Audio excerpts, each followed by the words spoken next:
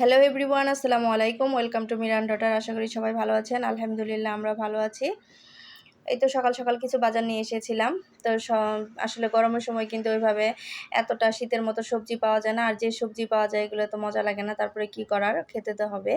তো যেহেতু বাবা বাসায়, তো সবজি তো আনতে হবে। এটা তো আমরা যখন থাকি অত সবজি আনি না, কারণ এই যে ঢেঁড়স দেখতেছেন, ঢেঁড়স বা ভেন্ডি যেটাই বলেন, এটা কিন্তু রুবামার বাবা একদমই পছন্দ করে না। তো এটা দেখলেই সে চেঁচামেচি করে ওর জন্য। আর আমি একা খাওয়ার জন্য আনি না, আমিও অতটা পছন্দ করি না। তো বাবা আছে এই জন্য আর কি আনলাম। আর এই তো যে পটল, কাঁচকলা, বেগুন আর হচ্ছে এই যে কিছু কাঁচা আম এনেছি ভর্তা খাওয়ার জন্য। বাবা আবার এই সবজিগুলো খুব পছন্দ করে, করলা, তারপরে কাঁচকলা, ঢেঁড়স এগুলি খুব পছন্দ করে, এর জন্যই আর কি আনা। আর এখন যারা আমার ভিডিওটি দেখা শুরু করেছেন, আমার সঙ্গেই আছেন, ছোট্ট একটি লাইক দিতে ভুলে গেছেন, তারা প্লিজ ছোট্ট একটি লাইক দিয়ে আমার ভিডিওটি কন্টিনিউ করবেন। আপনাদের ছোট্ট একটি লাইক পারে আমাকে আপনাদের মতো আরও কয়েকজনের কাছে পৌঁছাতে। আর এই তো যে মুরগি নিয়ে এসেছি, রুবামার চিকেন ফ্রাই, সবসময় তো চিকেন ফ্রাই তার লাগবেই, সেজন্য মুরগি নিয়ে আসা হয়েছে। আর এই যে মাছ, পাঙাশ মাছ, এটা তো রুবামার খুব পছন্দ। রুবামার বাবার, আমি কিন্তু এই মাছ খাই না। তো বাজার থেকে নিয়ে এসেছি একটা মাছ কিনে আমি কাটতে দিয়েছি। কেটে বাসায় এনে যখন ঢেলেছি, দেখি দুটো মাথা। আমি মাছ কিনলাম একটা, মাথা হচ্ছে দুইটা। তো আশ্চর্যের বিষয়, আমি তো খুব মানে পড়ে গেছি, টেনশনে পড়ে গেছি, কিরে এমন কেন? তো ভাবলাম যে ওরা মনে হয় ভুলে আমাকে এরকমটা করে দিয়েছে, অন্যের মাথাটা হয়তো, অন্য মাছের মাথাটা হয়তো আমার এখানে ঢুকিয়ে দিয়েছে। তারপরে আমি মাছগুলো খুব উল্টে পাল্টে ভালোভাবে দেখতেছিলাম। পরে দেখি যে মাছের যে থুতনিটা ওটা চেঞ্জ করে দিয়েছে। আমি কিন্তু কিনেছিলাম একটা বড় মাছ, তো সেইটার যে থুতনিটার যে আকারটা হওয়ার কথা, সেটা কিন্তু ওরা আমাকে দেয়নি, দিয়েছে ছোটটা। বুঝলাম তাতে যে ওরা আসলে ইচ্ছা করে চেঞ্জ করে এগুলো করেছে। তো আমি ভাবছিলাম প্রথমে যে ভুলে আসলে মাথাটা দিয়েছে। তো পরে বুঝলাম, থুতনিটা যখন দেখলাম পরে বুঝলাম যে ওরা আসলে ইচ্ছা করে চেঞ্জ করে দিয়েছে, আর বুঝে শুনেই দিয়েছে। থুতনিটা চেঞ্জ করে মাথাটা ওই যে ঢুকিয়ে দিয়েছে, এরকম করেছে। আসলে দেশে বাটপারে ভরে গেছে, কি আর করার।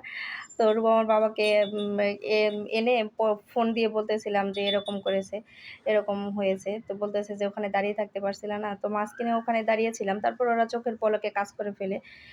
আর এই তো এই যে মাছ, মুরগি সব সবজি কেটে ধুয়ে পরিষ্কার করার পরে কিন্তু আমি একটু নাস্তা করে নিব। তো যে গরম পড়েছে এর জন্য একটু তকমা শরবত আর ডিম পোস্ট, বিস্কিট, কলা খেয়ে নিচ্ছিলাম। আর তারপরে নাস্তাটা করে নেওয়ার পরে কিন্তু আমি এই যে দুপুরে যে রান্না করব তার জন্য চলে এসেছি। পটল কেটে নিয়েছিলাম, পটল ভাজি করব। তো আমি আজকে পটলটা এরকম হলুদ মরিচ লবণ দিয়ে মেখে ভাজি করব, বেগুনের মতো। তো এইভাবেও কিন্তু পটল ভাজি খেতে খুবই মজা লাগে। তো হলুদ মরিচ মেখে নেওয়ার পরে কিন্তু ফ্রাই প্যানে কিছু তেল দিয়ে দিয়েছিলাম। তেলটা গরম হওয়ার পরে আমি পটলটা ছেড়ে দিয়েছিলাম। আসলে সত্যি কথা বলতে পটল যে এভাবে ভেজে খাওয়া যায় আমি কিন্তু আগে জানতাম না। তো এইভাবে পটল ভাজি আমি আমার ফুপুর কাছে সর্বপ্রথম খাই। তো হঠাৎ করে ফুপুর বাসায় গিয়েছি, ওইদিন না বলেই গিয়েছিলাম। তো এরকম পটল ভাজি করেছে, খুবই টেস্টি লেগেছিল। তো তারপর থেকে আমি কিন্তু এভাবেও পটল ভাজি করি। এর আগে একদিন দেখিয়েছি অন্যভাবে পটল ভাজি। আসলে পটল ভাজি কিন্তু কয়েকভাবেই করা যায়। তো রান্না তো রান্নাই, যে যেভাবে করে সবারটাই রাইট, কারোটা ভুল না। রান্না সুন্দর হলেই হলো।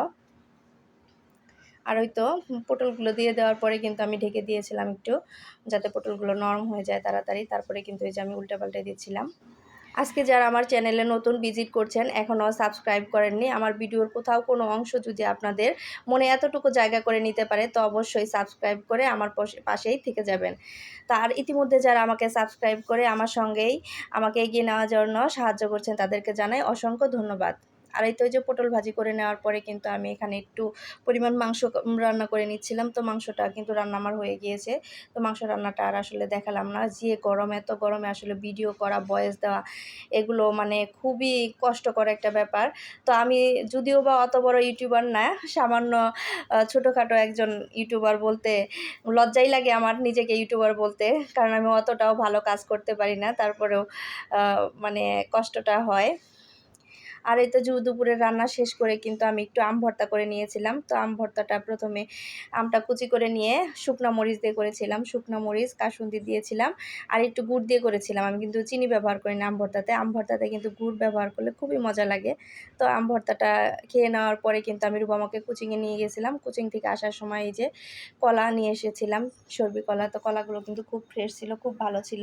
তো কলা নিয়ে আসার পরে আমি বাবাকে দেখাচ্ছিলাম আর বলতেছিলাম, বাবা 80 টাকা ডজন। আমি কি ঠকেছি না। বাবা বলতেছে, "না, এটা তো অনেক সুন্দর হয়েছে।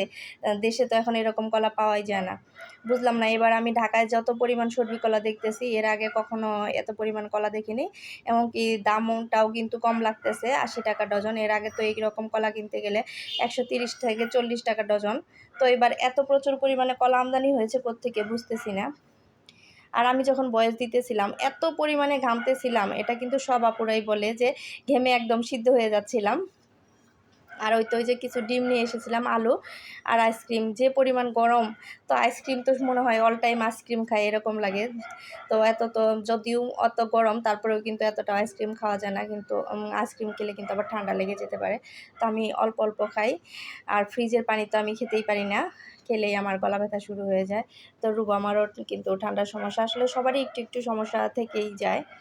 আর ওই তো যে আইসক্রিমটা রেখে দিয়েছিলাম, তারপরে যে ভিডিওর অংশটা দেখতে পাচ্ছেন, এটা কিন্তু বিকালে আমি একটু ফালুদা বানিয়েছিলাম। তো ফালুদাটা কিন্তু খুবই টেস্টি হয়েছিল, দেখতেও যেমন সুন্দর হয়েছিল, খেতেও কিন্তু খুবই মজা হয়েছিল। তো ফালুদাটা খেতে খেতে আপনাদের কাছ থেকে এখানেই বিদায় নিব। সবাই ভালো থাকবেন, সুস্থ থাকবেন। আর আমার শ্বশুরের জন্য দোয়া করবেন, ওনাকে কিন্তু হসপিটালে ভর্তি করেছি এবং অপারেশন করেছি। এরপরে হয়তো ওই ভিডিওটা আমি আপনাদের সামনে নিয়ে আসব। আজকে এ পর্যন্তই। সবাই ভালো থাকেন, সুস্থ থাকেন। আল্লাহ হাফেজ।